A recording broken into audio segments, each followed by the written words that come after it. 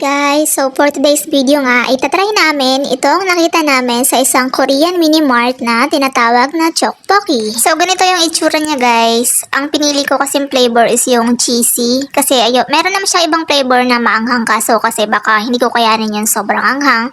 Kaya ito na lang yung pinili ko. So meron naman dyang instruction, susundin na lang natin.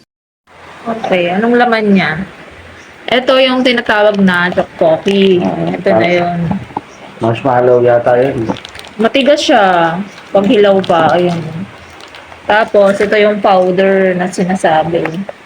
Pala. Rice cake and seasoning powder.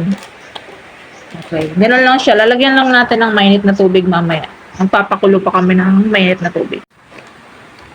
Lalagay na natin, guys. Tapos, ito yung powder. Ilalagay natin siya dito. Tapos, sunod mainit na tubig.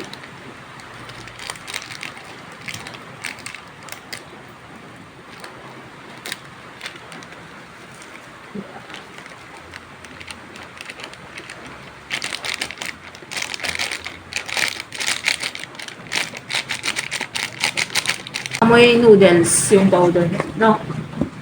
Lalagyan na natin guys ng hot water. Tapos meron dong guhit sa loob na hanggang doon lang yung mainit na tubig. So, lagay na natin.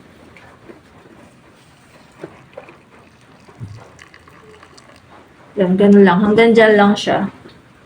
Tapos, ibababad natin. Tatakpan muna for 3 minutes. Ayan. Antayin na lang natin guys. So, ito na guys. Naluto na namin siya. Ayan siya, oh. Ayan. So, titikman na natin. Kahit mainit pa, titikman na. Malambot na siya.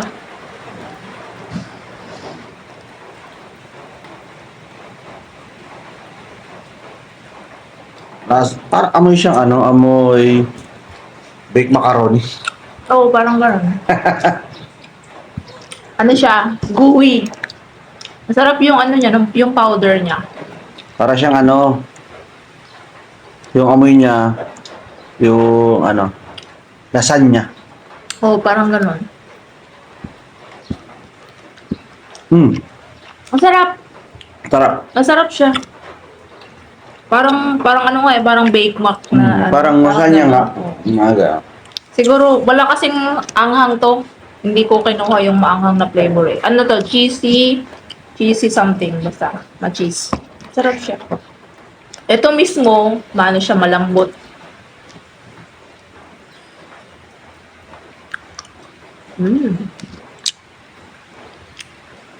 Sarap siya. Ano nga pala to guys, nabili lang namin to sa Korean mini store. 110 pesos siya. Pero sa Shopee, nag-search ako nito sa Shopee, 77 pesos lang siya. Wala kay Shopee. Yung Shopee kayo. Mura.